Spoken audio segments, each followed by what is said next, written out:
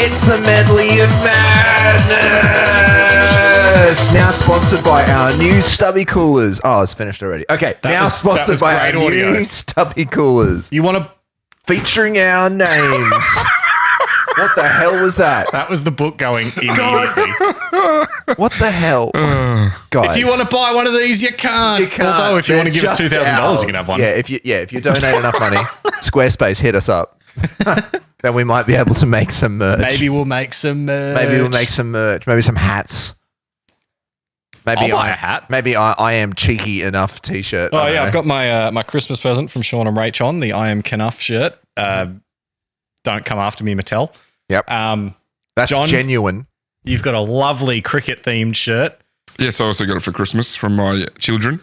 Nice. And Sean has the greatest Buccaneers jersey of all time. I'm pretty sure that just went out of my frame into yours. Yeah, it did. It hit me in the arm. I hope that got caught. Anyway, Happy New Year's Eve, children. It is. Happy New Year's Eve. Actually, I think Merry Christmas.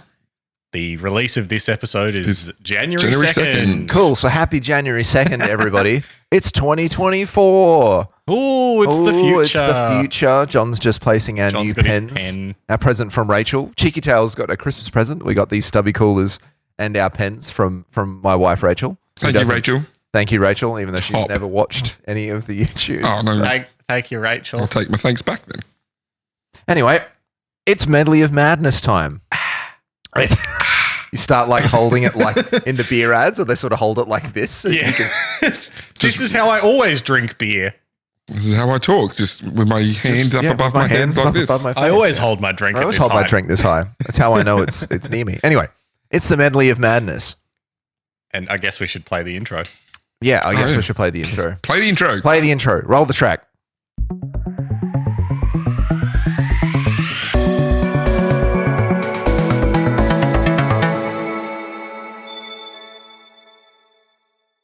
All right, that was the intro. You can play the intro on the TV. We could play. I'm not going to do that. Let's not do that. It took us about 20 minutes to get that to work. And that's just a screen. That's a frame from an episode. Yeah, and that's purely because my camera can see it. Yeah. Is there a cityscape in the background of that? There is. It's Brisbane. That's beautiful. Yeah. Oh, awesome. Where's the lipstick tower? Where's the lipstick tower? It's actually a shot of the Story Bridge. Nice. It is. Anyway. I'm so glad someone noticed that. Medley of Madness time, boys. Medley of Madness 2. Electric Boogaloo. Chamber of Secrets. The Two Towers. A Lord of the Rings reference, Sean. Appreciate that. Okay, so as with last year, I've got a series of sort of... The Madness Strikes Back. The Madness Strikes Back. I like that. I got a series of topics to ask you guys about. That's funnier. No, just leave it on that. It's fine. All right. Yeah.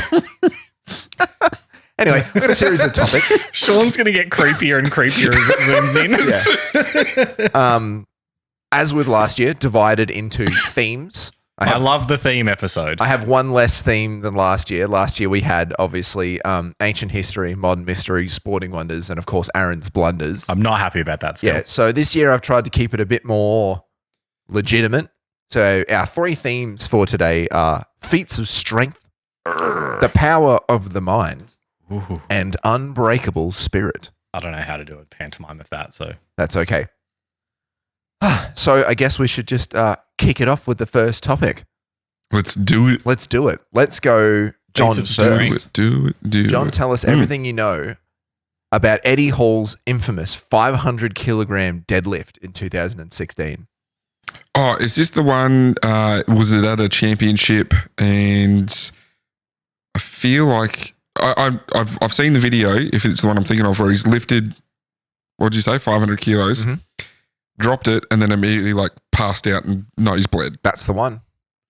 So is it still current world record? So the world record with weightlifting is a really constant dispute because they talk about like, oh, it wasn't the right bar or the right type. Because there's bars that allow you to lift more weight and then there's legitimate bars. Yeah, right. They should realistically both be legitimate, but powerlifters get cranky. How can the bar matter? Oh, powerlifters get really cranky. It's like, oh, it wasn't the right weights and the right kind of bar. Because obviously you need a certain size bar to be able to put that many plates on there. 500 kilograms is a lot of weight. That's a crap load of weight. It's half a ton. When they measure the weight, does it include the bar? Always includes the It's bar. almost 3/4 of an Aaron. Yeah, it's almost 3/4 of an Aaron.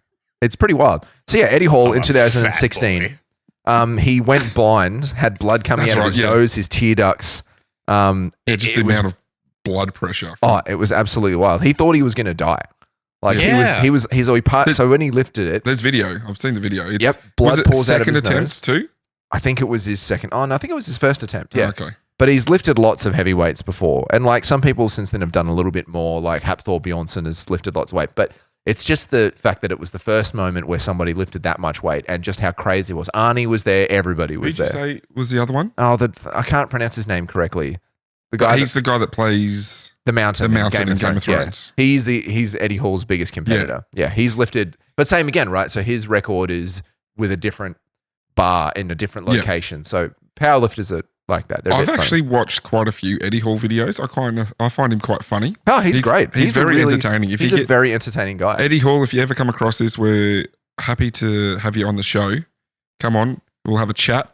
I find he's very entertaining. Yeah. He does a lot of things where he'll go to someone who's an expert in his field and be like, "Can the world's strongest man do this?" Yeah. He's fantastic. The latest one I watched, he was doing like Scottish Highlander games, where he was like doing the bale of hay toss and like throwing stuff over there, and like he was doing it right, being because he's so strong. But Yeah. Doesn't he have an eating YouTube channel? He might do. I'm not really sure. he does a lot of gym react videos as well. I've seen Yes. him and another fella do a gym react. Yeah, like just he then- Gym reacts. yeah, people doing just stupid things in the gyms. He then dropped crap loads of weight for that boxing match against Hafthor Bjornsson. I can't pronounce his. Yeah. I'm just going to call him Thor. For his boxing Mountain. match. Just say the Mountain. The Mountain. Yeah, he dropped heaps of weight for a boxing match against him, which was Yeah. pretty impressive. And his boxing technique, like I'm not a boxing expert by any measure. I like it. It's interesting. But he looked pretty I would fresh. assume his technique would be same as what was that other big fella that Butterbean. Butterbean. Butterbean was just fat. Yeah, well, he was. Cause that. He He was was. a big fella. He had a good record. Yeah, so yeah, Eddie Hall. So he was out the back and he passed out on stage. And after explaining that he'd blacked out immediately after the lift, and then again when he was backstage, he said, "It was at this point I realized I was actually going blind. I lost the vision in the center of my eye and I couldn't see. It was like an eye arc effect, and that's when I got really scared. I remember laying down on my back and staring at the ceiling at this horrible hallway behind the arena, just staring at this commercial ceiling with all the air ducts and everything, and I thought, this is where I'm going to die. Yeah, it's This is where Eddie Wow. Hall dies. People were incredible wiping. feat of strength. Like, Oh, amazing. it's like 1.5 minis. That's crazy. Like we've all been to the gym and tried to lift heavy things at some point in our life, and you think like the heaviest thing you can lift, like that's crazy. I think the heaviest thing I lifted was I had Over 1,000 half-kilo blocks of cheese. how long you've been working that out. About a minute. Long enough. I So, think yeah. the You heaviest know what thing we didn't mention is the hats, because the last time we had the hats was the first medley. Yes, it was. We didn't have camera then, so nobody No, we knows didn't have about the camera. hats. No, Right. Oh, yeah. Well, dear listeners and avid fans of the podcast, these are the infamous hats that we didn't get in time for the cricket last year. Aaron hasn't really worn his since. I wear mine at volleyball every week where I can remember it, and John wears his at cricket. Yeah, this is my fielding hat. Yeah. We were supposed to wear these to the most amazing day of cricket last year, and we instead got them for like 2 episodes later. Let's move on to our next topic in the Medley of Madness. Aaron, tell me what you know about Herbert Nitsch. Herbert Nitsch. Herbert Is Nitsch. he the diving one? He is the diving guy, yes. Yeah. So he's got multiple world records in all different varieties of free diving. He competed in like sanctioned tournaments for a while and was really good. And then he decided to go no limits, baby, and become like a just no rules, dive as deep as you can diver. Got heaps of records in that as well. I think he's still the world record holder for deepest dive at like 240 something meters. 253.2 meters. Wild. But was that the one 9.5 that he got minutes. injured on? I think he did get injured on that particular one. Where are we? Yeah, he got decompression sickness and like suffered a bunch of strokes and stuff. Yeah. Got nitrogen in the brain. 10 minutes after the dive, he experienced serious symptoms of decompression sickness. He temporarily fell asleep due to nitrogen narcosis during the last part of the ascent, as opposed to through oxygen starvation. And he woke up prior to reaching the surface. Following a planned post-dive decompression, breathing medical oxygen at a shallow depth, he signaled to his support team that he felt much weaker than normal and his condition was assessed as critical enough to require an air transfer to a pre-alerted decompression chamber in Athens. He got multiple brain strokes due to severe decompression sickness and subsequently received extensive decompression treatment. Yeah. Stroke is just a blood clot, so you can have a blood clot in the heart. It's technically a heart attack. Stroke's in the brain, isn't it? Yes, it is in the brain. Yep. Wait, is a heart attack just a heart stroke? No, a heart attack is sort of. It's a blockage. Yeah. And a stroke is a blockage in the brain. Brain blockage. But a heart attack and a cardiac arrest are different. Yeah. Different. I'd have to ask Rachel about that. But yeah, they're different sort of things. All heart attacks. Would ask her if she watched the show. Podcast with cheeky in the title. Shouldn't be talking medical. all heart attacks are cardiac arrests. Not all cardiac arrests are heart attacks. New hospital sitcom, Cheeky Medical. Cheeky Medical. I'm trying to restart his heart, but all I have is this clown nose. Bong. The initial prognosis Laughter is the best medicine. The initial prognosis for Herbert was that he would need home care and be unable to walk without assistance. However, through extensive rehab, he made a strong recovery and he still has balance and coordination problems on land, but he doesn't get them underwater. So Yeah, that's so funny. He's still deep dive. Wow. Crazy. I think if I almost died like that, I'm not doing Yeah, that I'm not thing getting in again. the water again. No. 253.2 meters deep. Speaking of the water, I did see a video today. I think it was like the number one watch video from the year. Just a guy on his kayak and a tiger shark just comes out of nowhere and bites the side of his kayak. Oof. Yeah, I haven't seen a lot of that this year. Just like people on a like those stand-up paddle boards and like an orca's swimming underneath them or like... No, this tiger shark comes out and bites the side of the kayak. Yeah. Doesn't do any damage to him or the kayak, but just... And the guy's like, holy crap. Yeah, that would be a bit spook. All right, third and final topic in the feats of strength category. John, tell us what you know about Lauren Kornacki. Lauren Kornacki is the woman who lifted a car. You know this story, boy? Yes. She went out to see her father who was being pinned by a car and just instinctively grabbed the wheel well, lifted it up, and then held it up with one hand and the other hand dragged her father out. I believe she was... That's wild. Imagine just seeing that. Like you're in your front room. You're like, what's going on out there? Was she She's a lifting lifeguard at a local pool? Well, she knew CPR anyway. Was then able to provide CPR to her father, and her father survived. Ridiculous. Lifted a car. Was it? It was a BMW. It was a BMW. 1995 BMW. That's extremely specific, and I can't tell you exactly what year it is, but It's pretty suspicious that we know all these details. that's insane. The car slipped off the jack and crushed him while he was working on the wheel well or something like that. And she lifted the car. Just the power of adrenaline surging through the body. It's amazing, like just how much strength can be summoned up from just absolutely nowhere. It's freaking awesome. I wonder the damage that does. Because, like, if you could just do that all the time, that would be great. Yeah. But obviously, it has some negative effect. Oh, adrenaline has, like, we're getting medical. Uh-oh. Oh, no, just lifting that adrenaline weight. effects. Like, I remember what I was going to say before. The heaviest weight I think I've lifted is I've piggybacked 2 people. And do you remember Josh Petrie? He was one of them, and one of the Young Life kids was the other. And I could feel my shin bones bowing out. I'm like, time to hop off. So I'm like, yeah, I did it. Didn't feel great. Wouldn't have felt great. No. And this story, there's another guy I watch reels of. He reenacts medical emergencies. He must be like a first responder for fireys or something like that in America. Big bald guy. And it was actually very similar to this. He plays all the parts and he rocks up and goes, oh, you called, fire and rescue, you've called for a chest pain. The guy goes, I got bad chest pain, don't feel real good. He's like, you don't look good. Are you having trouble breathing? And there's like a friend, he's like, yeah, no, he only started having chest pain after the car squished him, like pancaked his ribs. And the guy's like, What? sir, can you lift up your shirt? And he lifts up his shirt. It's like a massive bruise. And like another fire and rescue's like, oh, crap.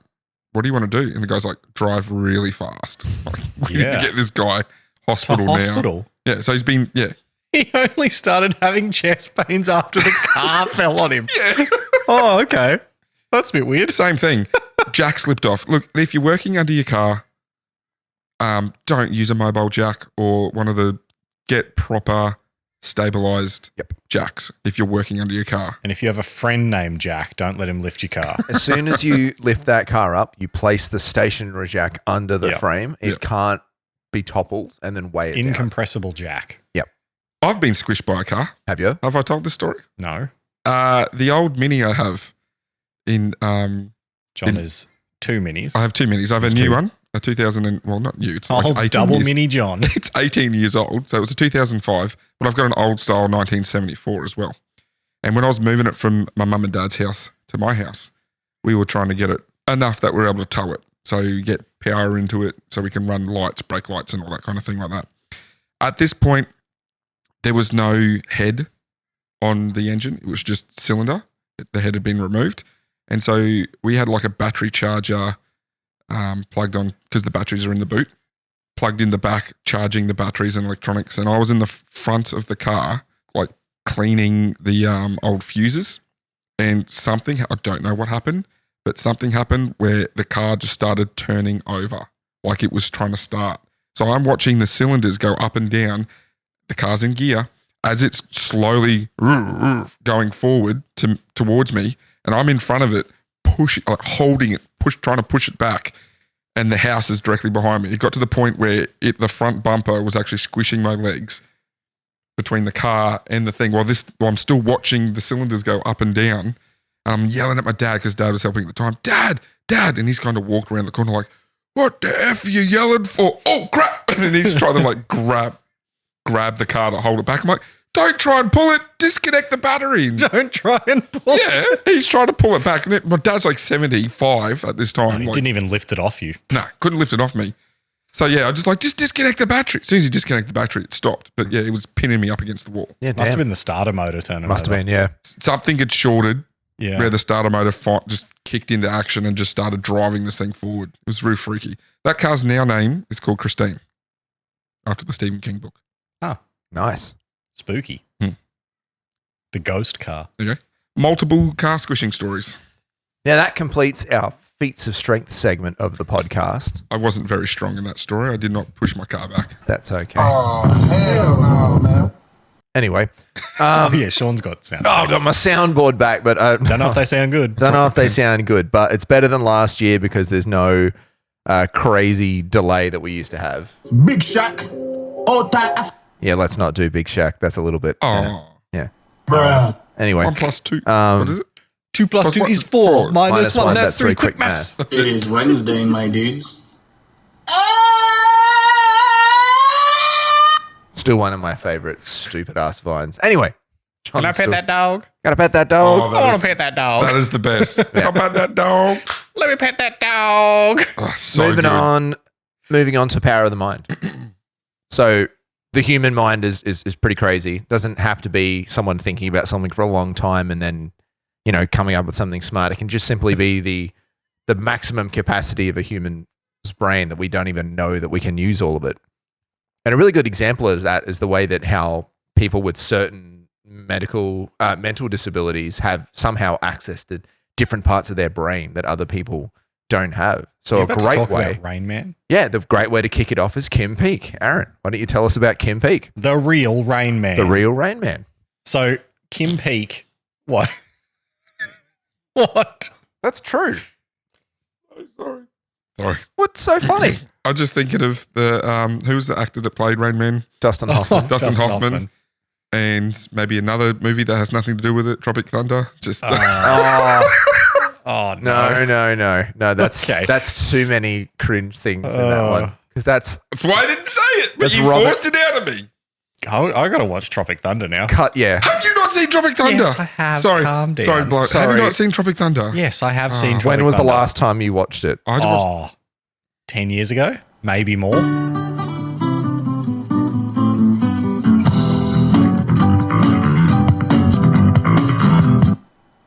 Okay. I just want to watch Tropic Thunder again so I can Yeah, me see too. I love that movie. Robert Yeah. Downey Jr. is Jr. coming back to the MCU as Kang the Conqueror.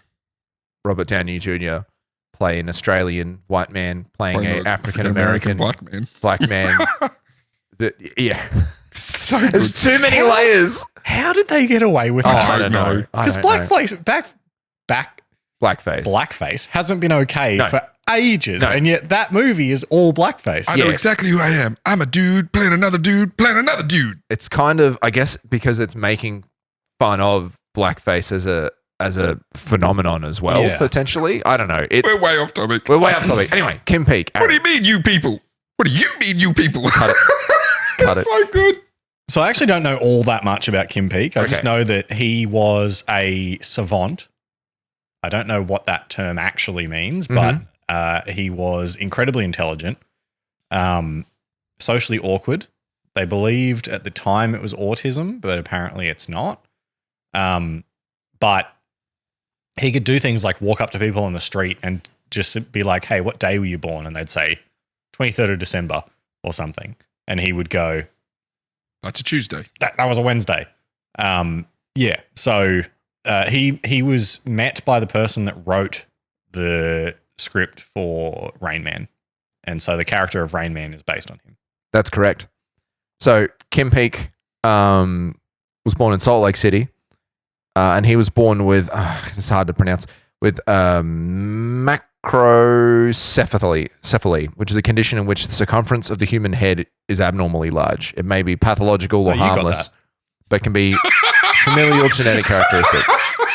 I was about to shout out Mitch Lewis, but Yeah, damage to his cerebellum and agnesis of the corpus callosum, which is a rare birth defect in which there is a complete or partial absence of the corpus callosum. oh, got him. It occurs when the development of the corpus callosum, the band of the white matter connecting two hemispheres of the brain, is disrupted. So effectively, his two hemispheres were Like independent. they were independent, which led to one of his probably most amazing skills is he would read a book by reading the left yes. page with his left eye and the right Right page page. with his right eye. Wow. He claimed to have they reckon that he accurately could recall the contents of at least 12,000 books.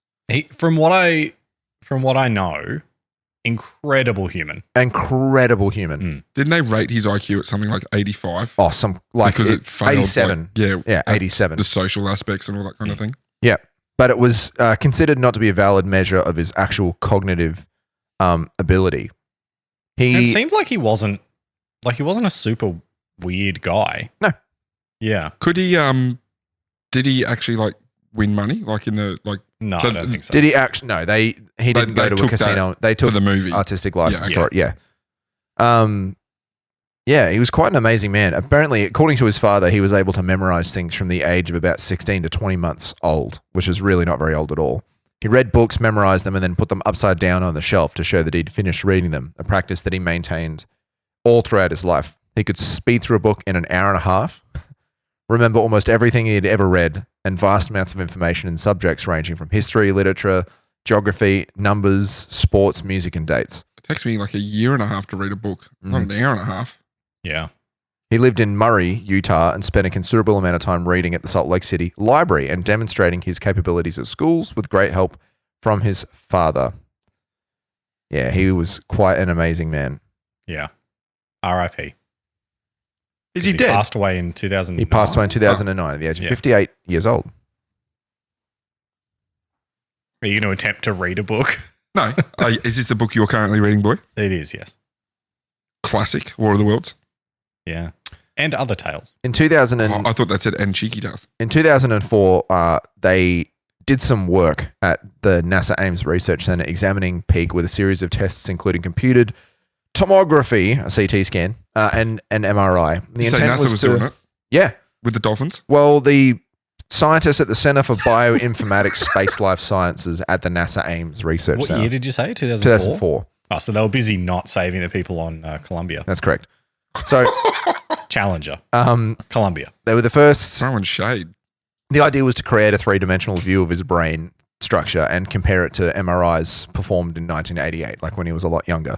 In 2008, another study concluded that he probably had a symptom called, had FG syndrome, which is a rare genetic syndrome caused by one or more recessive genes located on the X chromosome, which cause physical and development abnormalities, which is crazy. Like it like so incomparably rare. And then through all of that, he managed to obviously survive, walk, talk, do all these different things, and just be an amazing human. Mm-hmm.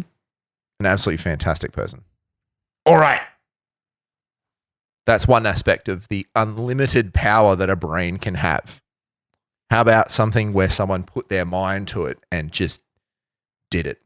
John, do you know who Gustav Mahler is? Music composer. He is a music composer. Do you know anything about the 8th Symphony that he wrote? The only real thing I know about it is that it's sometimes called like is it Symphony of the Thousands? Yes, it is sometimes called the Symphony of 1,000. I didn't know you knew all that much about symphonies. Shut up, boy. It's crazy. I don't even know that much. It's just one thing. What are you talking about? It's the one thing. Hey, Mahler was, what did Captain Holt call him in Brooklyn Nine-Nine? He was the original, punk rocker. Yeah. The original punk rocker. Oh, that just made me sad. Yeah. It was Andre Braugher, yeah. He recently passed away. He did recently pass We've been away. watching Brooklyn Nine-Nine in tribute. Finished it again. Just such a good character. Really played well. Yeah, I was listening to it this morning, actually. Had a little bit of a cheeky listen. Little bit of a cheeky listen. Yeah. Cheeky listens coming soon. Just because I was forewarned of a certain topic. So Gustav Mahler wrote this entire symphony in less than a month, which is quite an achievement considering he had a piano and paper and pen. Like it wasn't like a computer where you could utilize lots of different writing software. And it's one of the largest scale choral works in the classical concert repertoire. It's made of coral? Yes. He means So he's writing all the lines and then kind of like playing them in his head. Yep. As he's going to make sure it It's sounds. in your head. Your head. Zombie. Symphony. Yeah, that's heaps better. Oh dear. Was it bittersweet? That's terrible. Although the work is not normally presented with 1,000 actual performers, it does require a really huge amount of musicians. Are you able to explain to me Yes. the difference between a symphony, Yes. a movement? Well, What's some usually of one comes from your bowels. the other term? I'm ignoring you. I'm cutting Some that. of the other terms. What's it like? I always see with symphonies another terminology used. I can't think of it right now. Yeah. So the actual definition of the word symphony is kind of weird. It just means a musical composition with complex sounds. And they are made up of movements. But generally speaking, a symphony is made up of movements. Movements are within a symphony. But generally it's performed using a full classical repertoire orchestra versus other forms of music which are performed with smaller ensembles, even solo instruments. So a great example is a concerto could be is similar to a symphony. It's played with a full-scale orchestra, but a concerto features a solo instrument throughout it. So, Beethoven's concerto series, which is an orchestra and the piano is the main instrument that plays throughout it. A symphony is a grand piece that has multiple movements and sections within it where the symphony orchestra plays its music. How good is it to watch the conductors during those as well? Oh, it's crazy. That's wild. It's completely unnecessary, I reckon, half the thing they're doing. 100%. So when you're reading your music and trying to play, they always say, you got to watch the conductor, You're trying to read at the same time. The bigger his movements are and the way he moves his arms, you're seeing in your peripheral vision. It's sort of like if I'm holding my laptop. It's for the loudness and stuff. And I get it. I have played in a... Yeah, so it's very handy when they're doing all of that movement. John used to toot his horn. You can react. Trumpeter. A trumpeter. Did we all play in? We did, yeah. Yeah. There you go. I don't think we can make a band with drums, trumpet, and bagpipes, but... Why couldn't you? Why couldn't you? I could... Whatever. Between Aaron's house and my house, we have enough instruments to make a band. Yeah, I can only play one. That's all right. You don't have to play it good. Oh, okay. Then I can play any instrument if I don't have to play it good. Exactly. From my spare room, John, you have access to one of 5 guitars, one of 4 ukuleles, a bass, a soprano trombone, which is like a trumpet but has a little slide. Can't play it. Can't play it. A piano accordion. I can play all of these things. I cannot make music with Done. them. What we're set. Aaron's got some drums. I've got a kalimba for Christmas from my mother. He doesn't play drums. Yeah. You shut your mouth. He doesn't play them. I haven't played in a long time. Still got the drums though. Dear. So yeah, he created a symphony with 1,000 pieces, just pen and paper. With a lot of musicians. And it's quite amazing. He wrote it ridiculously In a month. fast. In a month. It seems ridiculous. Yeah. He pretty much just locked himself away when he wrote it. It just overtook his entire life, and he just focused so heavily on it and allowed him to produce this massive piece of music by just locking himself away, putting his mind to it. You know, how many other musicians are like, oh, I'm going to lock myself in a cabin and write music for a month, and they come out with like 4 or 5 songs of a man crying with a guitar maybe, and I'm not specifically attacking Justin Vernon here from Bon Iver, but like that first album is pretty slow and dreary, even if it's beautiful, versus Gustav Mahler, who wrote a piece of music that was so big that the first time he performed it, there was a 20-minute standing ovation at the end, because he had a pennant for conducting as well. So he conducted this piece of music at its debut, and they clapped and cheered for 20 minutes. 20 minutes, yes. I can't imagine being so excited by something. My hands would be so sore at the end of 20 minutes. You'd have to take a little break. Intermission in the applause. We'll just take a brief 5-minute intermission in this applause, and we'll be back. It was performed at part of the German museum now, which is the Neue Musik Festehall, which is now part of the transportation section at the German museum. It had a capacity of 3,200 people, and they conned the nickname the Symphony of 1,000 to try and sell tickets. Yeah, nice. Even though there wasn't 1,000 musicians, but there was a lot, because when you see a particularly large orchestra, you're like, oh damn, that's pretty big. Yeah, it's got to be like 1,000 people there. As you walk in to take your place in the audience, you're just given an instrument and a sheet of music paper. Wouldn't that be an art piece? You go to watch music play, and you're part of the trademark me. Cheeky sounds. Right. As the final chords died away, there was a short pause before a huge outbreak of applause, which lasted for 20 minutes. Back at his hotel, Gustav Mahler received a letter from Thomas Mann, which referred to the composer as the man who, as I believe, expresses the art of our time in its profoundest and most sacred form. Okay. It's 85 minutes long, the original performance. One performance. Yep. And it was the last time that Mahler conducted a premiere of one of his own works. I had to play a trumpet for 85 minutes. My lips would be numb. He died 8 months later. Oh, jeez. Mm-hmm. That took a sad turn. Yeah. Yep. Hey, look. Ships. Boats. Boston. Anyway, Boston. That was a bit loud. good awake. clap. Aaron, Yo. last aspect of Power of the Mind. I think Talking I might know about this one. comprehension. Really? Comprehension of the world around us. Simply seeing something. Yeah. And being I like, can do that. what the higgity heck is that? Tell us about Isaac Newton. Isaac Newts, Mr. Apple himself. Screw you, Steve Jobs. Look, I don't know. Oh my God. This Sean's soundboard playing is just... the wrong soundboard. This is the worst soundboard. This is just terrible. Anyway, I should really, actually get better at this. Emotional damage. Anyway, moving on. All right. So Isaac Newton, was it Oxford that he was at, or was it No, it was Cambridge. Cambridge.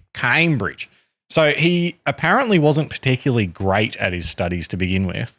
But then something that might sound familiar, there was a plague, and Cambridge shut down for 2 years, and he had to stay home. And he just came up with this little theory called gravity, and another one called calculus, and another one which I don't remember. But yeah, he basically invented gravity. Before that, everyone was floating around. Mm-hmm. It's funny you say that. My eldest, was it this morning? He said, he dropped something and went, damn you, Isaac Newton, for inventing gravity. No, he didn't. No, he did. didn't. He literally said that this morning. He didn't. He 100%. That's why I was laughing. He 100% said that. I'll take things that didn't happen for 100 things. Call Kirsty now. Get I her don't on know the if she phone. heard. It 100% happened. Call didn't William she? then. Call the other kids. Call all of them. Put him I on would call speaker. him. Give me a phone. I'll call him. Yeah, none of us have phones. Get him on Aside Discord. from that, he later in life ended up becoming like the commissioner of the Royal Mint or some role at the Royal Mint. Mm-hmm. And he had a really, really interesting battle with a guy that was forging coins, which will be an episode at some point. Yeah, I think Isaac Newton definitely deserves his own episode. It was he turned into a crazy, He interesting turned into a man. madman at the end. Yeah. But yeah, famous for inventing gravity. He basically changed the worldview that the sun was the center of the universe to be like everything's moving around. Just from observing, like this is a time where people Observation. they just observed the world around them and came up with concepts. Like same with all the guys that mapped out the stars and the planets and the galaxies. They had no idea any of that was there, and, Yeah. and they were right. Did you mention what he observed? How he observed gravity? Are you talking about the apple? Yeah. I don't know if that's true. Yeah, But he did also create the first telescope. he did. Oh, really? Yeah. That's cool. Yeah, in 1666, Isaac Newton observed that the spectrum of colours exiting a prism in the position of minimum deviation is oblong. Yeah, he created the album cover for Pink Floyd. Among that, even that when the light where ray that comes enters the from? prism is circular, which is to say the prism refracts different colours by different angles, this led to him to conclude that colour is a proprietary intrinsic to light, a point which had until then just been a matter of debate. Was that the Dark Side of the Moon album cover? Not Yes. quite. But yes, That's the prism. that's the prism, yeah. Man, Isaac Newton, super duper What a cool. guy. Yeah. You're watching. We'll like to have you on the show as well. Yeah. And Get the Ouija board out. We got a crime to solve. Interestingly though, do you know where Isaac Newton is buried? Is it in? Gimpy. No, isn't it in Westminster? Definitely in Gympie. No, it's in Westminster Abbey. Yeah. He is buried. How did you know that, boy? He's I buried actually with did kings know and that. Oh, queens. no, come on. I knew that before the research I did this morning. And it wasn't definitely not from the Da Vinci Code I'd because they take- talk about it in the Da I Vinci will Code. take things that aren't true for 150. Well, I did know the plague thing beforehand. Okay. Very cool. Anyway, Suspicious. powers of the mind. Pretty spectacular stuff. Yeah. You've got unbridled. Aaron just demonstrated his power, the power of his mind, with all that Isaac Newton information. John and I have been savanting this whole episode. Yeah, well, last year you guys didn't know diddly about anything. It was We like did so. 3 we seconds. knew a bit. A little bit. I remember most of them just being like, never heard of that. Yeah, never heard of that when we had to talk about it.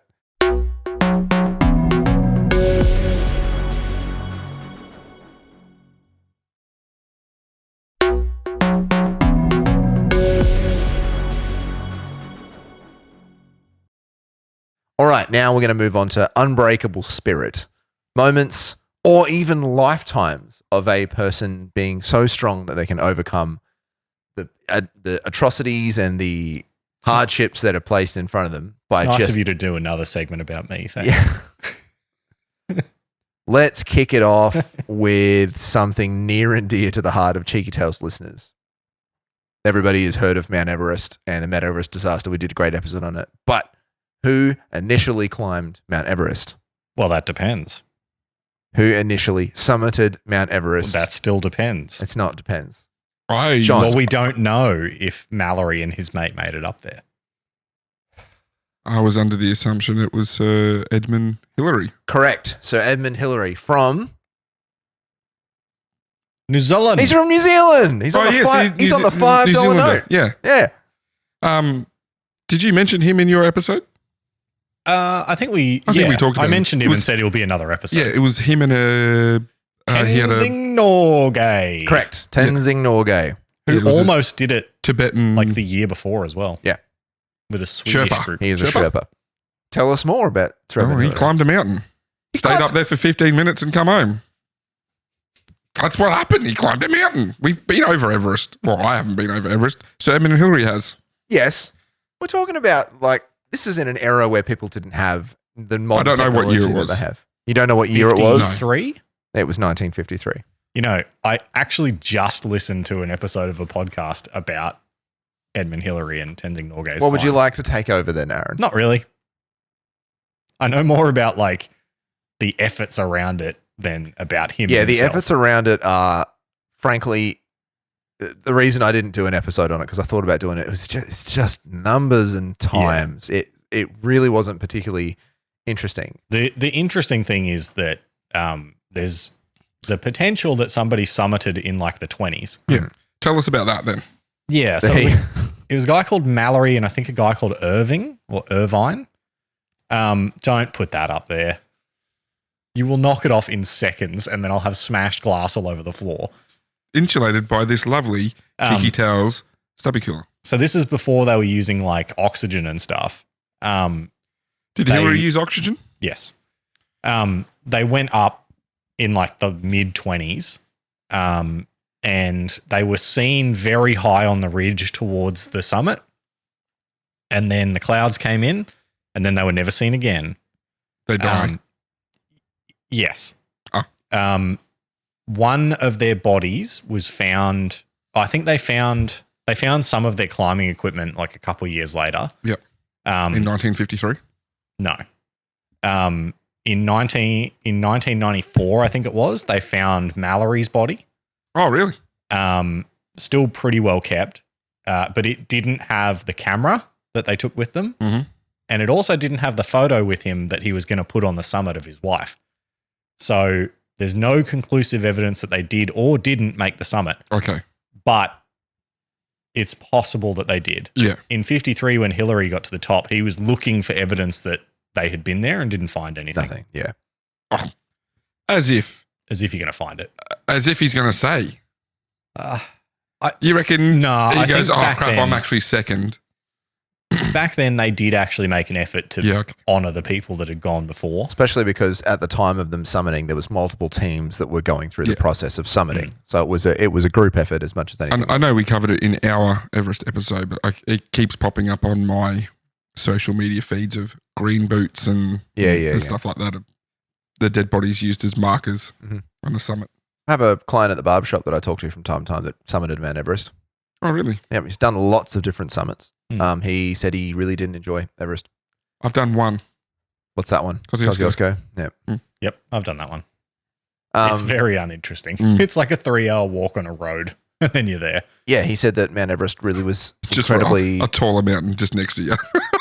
Said it was super underwhelming. He was there that infamous day where they took that photo of everyone just stacked up. Oh, like, right. Yeah. Like that was his summiting day. 2010 or something? Something like that, yeah. I actually did see there was a video recently from the summit of Everest, and it looks awesome. Yeah. And that's as close as I want to get to it. Yep. I don't want to try it. I would die. Because I think in the video you can it's quite easy to see the curvature of the it's really pronounced. So it was, again, closest I ever want to get to it, but I'm happy that I've seen the video. I worked with a member of the Gurkha regiment from the British Army, technically Nepalese origin. And yeah, he summited Mount Everest. We were chatting about it one day over dinner. He goes, "Oh yeah, I summited Mount Everest." I'm like, "Oh, cool, man." And then pull up some photos. Had a look at some cool photos that he took up there. Super nice dude. Shout out to Robobo. You know Robbo, Andy Roberts, cricket team he used to play in. He recently went to base camp, I believe. Which is still an achievement. Still pretty hard to get to It's base a camp. long hike. It's a long He hike, said it was a long hike. It was good, but he went to base camp. So All right, moving on from Unbreakable Spirit. Apparently, we just got into the weeds and the nitty gritty about Sir Hillary and Tenzing Norgay. Anyway, We actually didn't talk about Edmund at all. yeah, which is pretty disappointing. So that's fine. sorry. We're gonna move on now to Nelson Mandela. Aaron.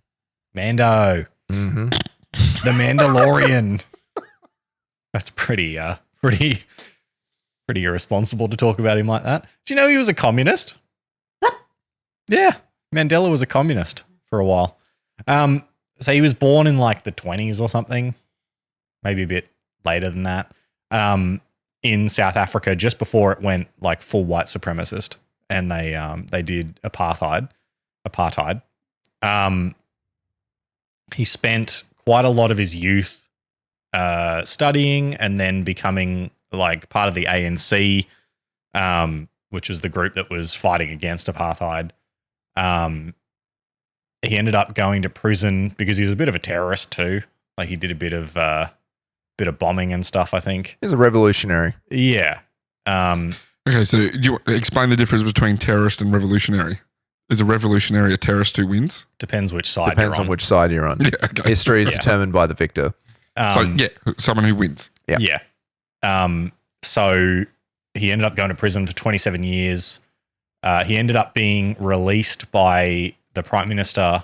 Was it the prime minister or president? I think it's president. In like 1990. I think I remember that. Yeah. I think I remember that. I remember it Well, he being would have been about 16 years old in 1990. So 4. got him. Yeah, But I remember it.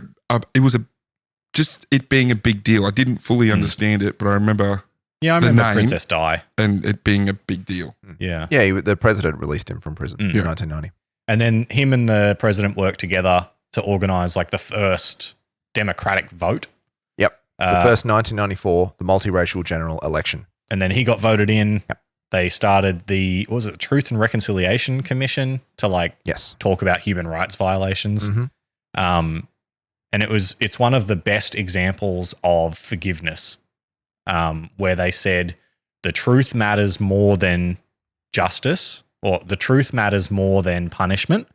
So they offered a whole bunch of people amnesty if they came forward and told the whole truth about what happened, in order to just get the truth out there.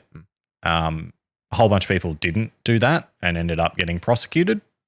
But yeah, it got like some of the truth about the atrocities that happened out and in the world. It's pretty wild. Now, of course, we're looking through the lens of hindsight. Obviously, since then, it's been very difficult for the South African political parties to maintain stability in their belief systems, in how they want to operate things. But the fact that the initial change came from a man that spent 27 years just being he was in prison during apartheid, like where they not only oppressed prisoners but black prisoners as well. Like they weren't allowed shorts on hot days, like all sorts of different crazy things. And like he kept his spirit alive. He said when he was released from prison, they asked him what was the thing that you missed the most. He said the sound of children playing and just basically the sound of enjoyment. Like this is a man that was trodden down, and then even when he came out and then came into power, he kept the previous government's liberal stances, even though he's a socialist, because he wanted to fix the country without just being like, you know what, I'm in charge now. This is the way we're going to do it. He goes, no, that like fundamentally this system has been working from the like economic perspective, but we need to then apply it to the human rights perspective.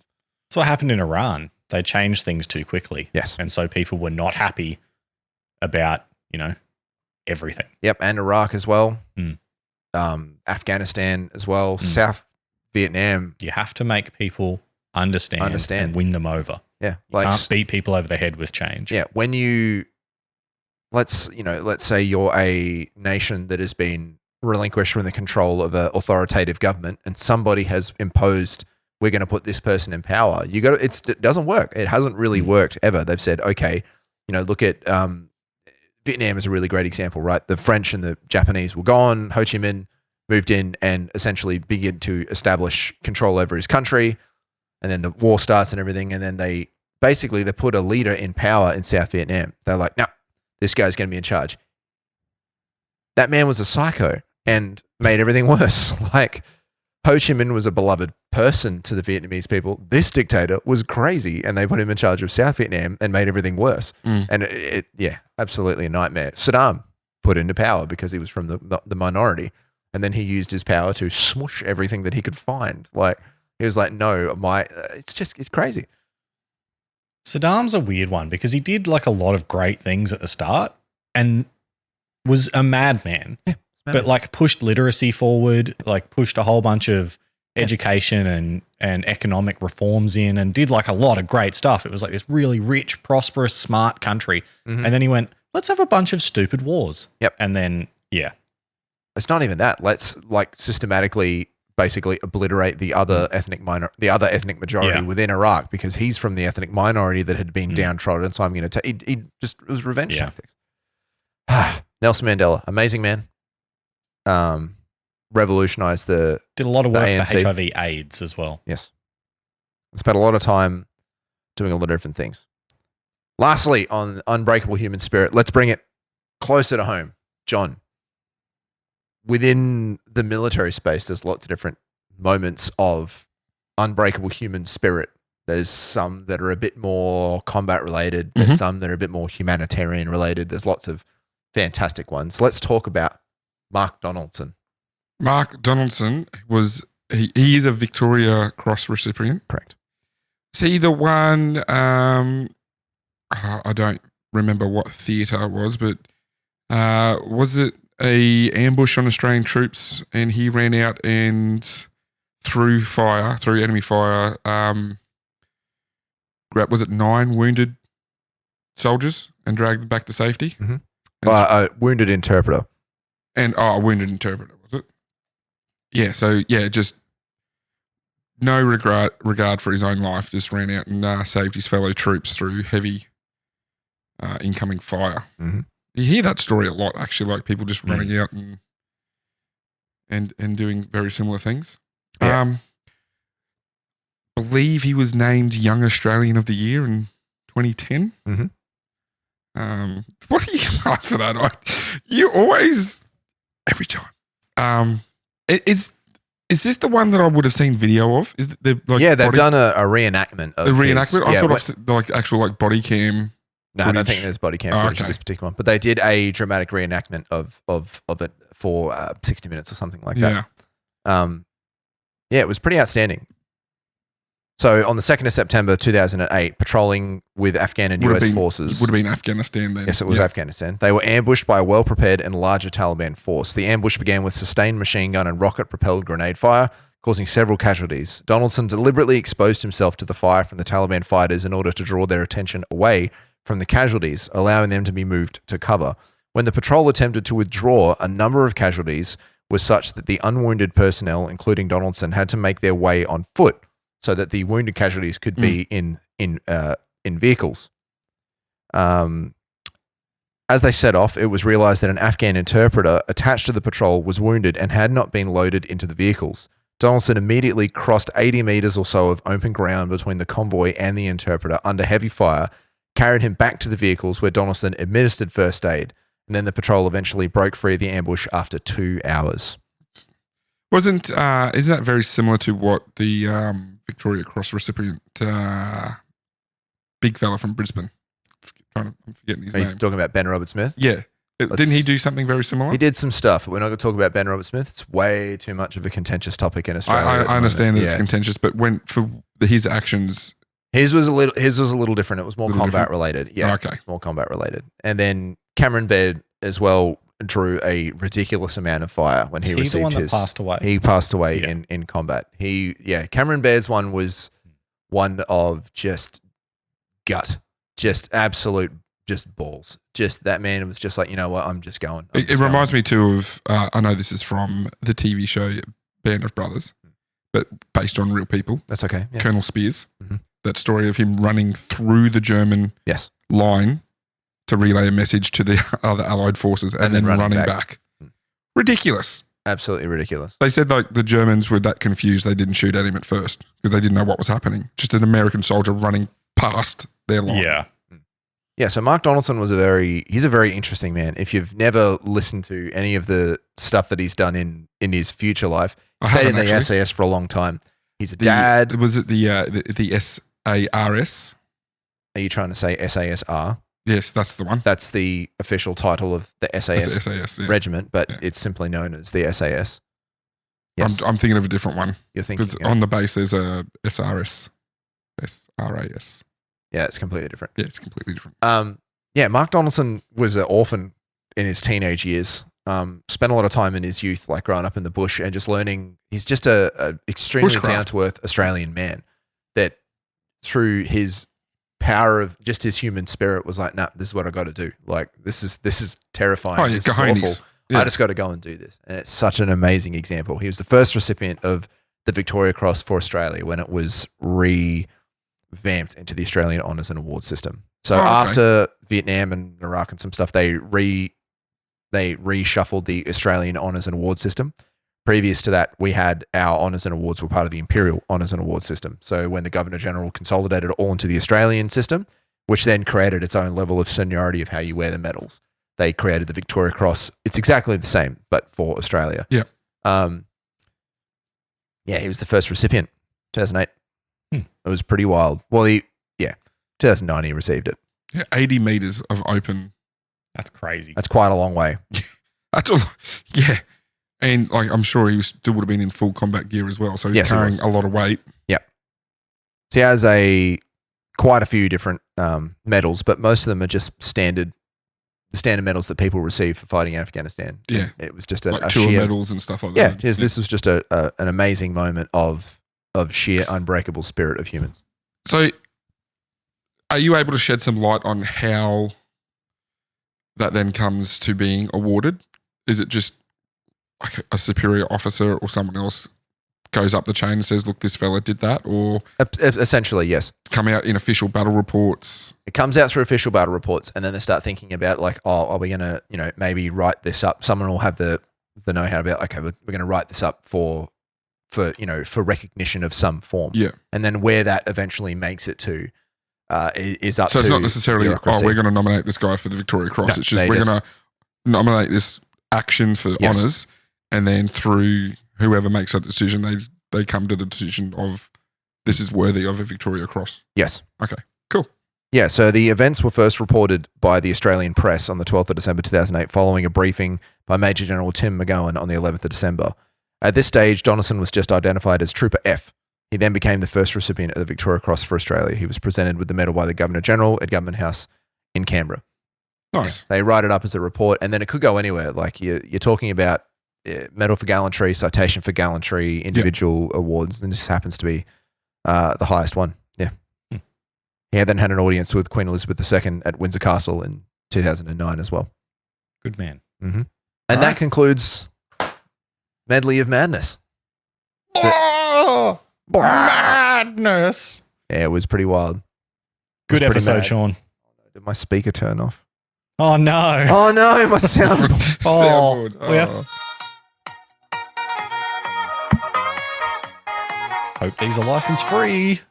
Yeah, well, I had paid for this soundboard app on my phone, so we'll see what happens. Yes, that concludes the Medley of Madness. Lots of topics. Good stuff. Um, Geez, John and I know a lot, hey? yeah, you guys know so much about these things. It's all pop culture, Yeah. effectively. Just sometimes there's going to be, just don't peek through the curtain sometimes, please. Sometimes leave the curtain shut. Just leave the veil of mystery. You don't always have to lift that rock. Yep. Anyway, Thanks, Sean. Thanks for your preparation. That's and your okay. efforts for the one episode you do a year. Thanks for wow. Jeez, is your back sore, John, from carrying this podcast? Mine is. I feel like Rachel's done more work this year than Sean. Thanks, Rach. On that note, yeah, thank you again. He's cracking it. Oh. Thanks for attending, listeners and watchers. To my fellow co-hosts, Happy New Year, live long, prosper, and get. Oh, get it. I'm going to have to Whoa. work out how to blur that. Did you flip me off? Yes. Why blur it? Just don't show it. Cut away. Nah, I got to blur it. Righty. Yep. Just put the Cheeky Tales logo over my hand. Actually, that's a good idea. Yeah, that's a good one. Yeah, well, Happy New Year, everybody. It has been a fantastic year for us. We're still recording in 2023. Yeah, obviously the fact that we're on camera now is pretty cool. And we look forward to another year of episodes. Maybe some new stuff coming. Keep your eyes peeled for some announcements, maybe. Yep. Yeah, for the last time in 2023 and the first time in 2024 as well, hit us up on @CheekyTalesPod on Facebook, Twitter, and Instagram. X. No. Yeah, we post supplemental stuff there. Don't know what we're going to do this time. We've got far too much to cover. Too much. But yeah, you can catch us there, and every so often we post things. Share us with a mate. What we haven't mentioned and that we should mention is Sean's favourite topic, the Sydney to Hobart. Oh, stop. Oh, yes. What a race. No. John and I both managed to catch the start of it. We catch the start of it Why? and know the winner. I turned on the TV because I wanted to see the cricket score, and it just And so it just happened happened they to had be it on, so you kept it on. It was a minute and a half till the start. And then I was like, how long does this thing go for? It's like just over a day. And when I checked, there was 2 boats in contention, Comanche and Alive. Live Connect. Mm. And they were like Alive. 1 nautical mile apart. That's I think horrendous. they stayed that way the whole way to the finish. And Alive won it. Yeah. The start of it was heckers. It was. Sure. There was. It's pretty wild just to see that many Yeah, they sailboats swirl around in the a same circle place. until someone there says was- go, and then there they was go. mast problems which caused one yacht to go off uncontrolled in a different direction, which passed so closely to one of the other ones, and they were tacking in front of each other. And this is like happening on live TV. Yep. There's no It's edits. pretty impressive just And- that many no. sailboats coordinating. And they're on one side Jimmy- of the yacht swearing at the boat because they're tacking that close. I'm like, the New harbour boy is Jimmy, massive. if you're listening to this, Why are you that Screw close you to each there. other? Who? oh, a mate of mine who's into sailing, who got into this podcast purely because he thought it would be funny to listen to me crap on about how much About I hate sailboats. sailboats. Anyway, yes. congratulations Thank to you, boy. the crew and owner of Alive for winning. And man, what a race for Oh, Sean no. Dawson. Hobart. That's enough. That'll do. Good night, Chiquitos. Farewell. Ta-ta. Did you Have work out fun. who won the? Bye. The America's Cup? No, I didn't No, look it up. not the America's Cup, because you got the line on us for the Sydney to Yeah, no, I Hobart didn't and look the up the handicap. rest. Oh, that's Sean's thing. He needs to okay. work that out. Can you look that up for us, Sean, please? Who the handicap winner of the Sydney to Hobart was? He's not going to. Good night, everyone. Good night. Where are we? Sydney to Hobart.